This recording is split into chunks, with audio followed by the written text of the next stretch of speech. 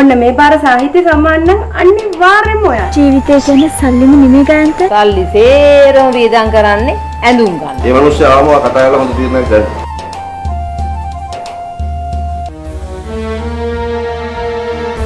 අතර බෙද යද්දි සර්ට අහු වුණා. මොකද කරන්නේ? අපි කොහොමද නීතියට අත දාන්නේ නේද? පිට කවරේ නම් නේද? ඇතුලේ මුකුත්. ලියපු කෙනා වගේම තමයි. මම හිතාගෙන හිටියේ ඇත්ත තේරුම් ගන්න වැඩ කරනවා කියලා. මේ ළඟකදී ඉඳන් වාගේ ඔළුව ඔක්කොම විකාර වෙනවා. පාදී අරන් ගෙදර ඉන්න වෙයිද දන්නේ ඉතින් උගත් ගෘහණියෙක් ලැබෙනවනේ කඳුල කඩාවැටීම කෙසේ වෙතත්. ඕවා කියවුවොත් එහෙම තරුණ පරම්පරාවේ කොඳුනාරටි නම් කඩමැටෙනවා. මේ අර වගේ පොත් නම් එපා. සර්ට අහු වුණොත් මගේ රස්සාවක් නැති වෙයි යා. මොකද මම ඩාන්සින් ක්ලාස් එකක් දැම්මද? කුකර් ක්ලාස් එකක් දැම්මද? මේ මිනිස්සයා එහෙම කෙනෙක් නෙවි.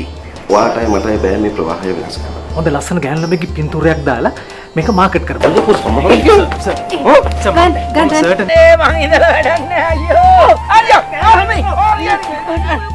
සිංහල භාෂාව හොඳට දැනගත්ත පළියට හැමෝටම සම්භාව්‍ය සාහිත්‍යයක් වෙන්න බෑනේ. මහාචාර්යවරු සාහිත්‍ය සේවය කරපු දෙක. අපිට විකිනෙන්නේ නැති පොත් ගහලා පාඩුවෙන් ඉන්න බෑ. ඔයා ඒ පොත කියවන්නේවත් නැතුව කොහොමද කියන්නේ පොත විකිනෙන්නේ නැහැ කියලා? මේ මහාචාර්ය අතුරුපාන වගේ නිතර කියවන්න. නිතර ලියන්න. මගේ පොත අච්චු ගහනවා. ඒකයි මම ගියේ. ප්‍රොෆෙසර් සෙනරත් අතුරුපාන ඉන්නවනේ. අපේ කාට මේ ඕනා කියන්නේ පොත් ලියන ගෑණියෙක් බලුනේ. දැන් ඔය ඔබ බලන පොත් ඉඳ හිට නෝනත් බලනවා නේද? ඔව් බලනවා. ඉතින් කවදන්නේ නෝනාගේ තොලුව අවුල් වෙලාද කියලා?